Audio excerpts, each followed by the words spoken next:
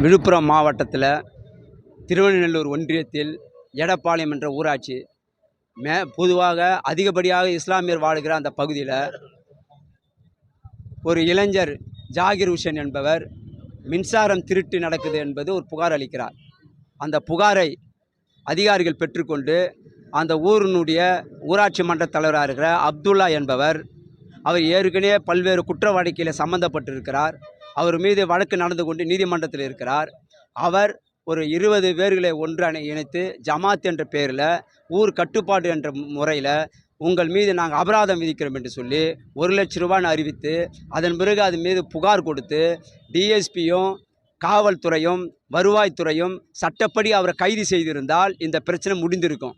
காவல்துறையும் வருவாய்த்துறையும் அவர் மீது கைது செய்யாமல் கிடப்பில் போட்டதனால, சமாதானம் பேசி அனுப்பியதனால் இந்த விளைவு 27 குடும்பத்தை ஊரை விட்டு நீக்கியிருக்கிறார்கள்.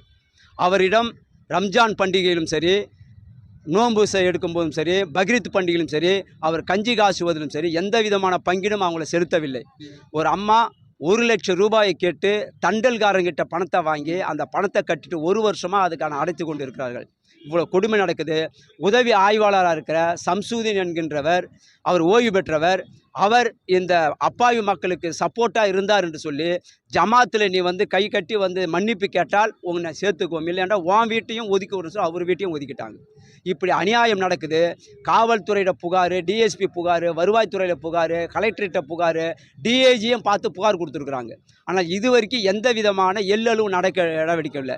கிடப்பில் போட்டிருக்கிறனால தான் 2 ஆண்டு காலமாக அவர் இருக்கார். எனவே அவர் பஞ்சாயத்து தலைவர் என்ற போர்வையில் இருக்கிறார். ஜமாத் உள்ள பூந்திருக்கிறார். அவர் மீது மாவட்ட ஆட்சியர் ஊராட்சி நிர்வாகத்தின் சட்டத்தின்படி அவரை கைது செய்ய வேண்டும், பஞ்சாயத்தை ரத்து செய்ய வேண்டும், அவர் பணி நீக்கம் செய்யப்பட வேண்டும். இவர் பின்னால் இருக்கிற அந்த குற்ற கும்பல் இருக்கிற அத்தனை பேரையும் கிரிமினல் நடவடிக்கை, குற்றவியல் நடவடிக்கை எடுத்து கைது செய்ய வேண்டும். 27 பாதிக்கப்பட்ட குடும்பங்கள் இப்போது டிஐஜியும் மாவட்ட ஆட்சியும் சந்தித்து மனு கொடுக்க இருக்கின்றோம். தமிழ்நாடு ஒடுக்கப்பட்ட வாழ் உரிமை இயக்கம் மாநில குழு உறுப்பினர் எம் வெங்கடேசன்.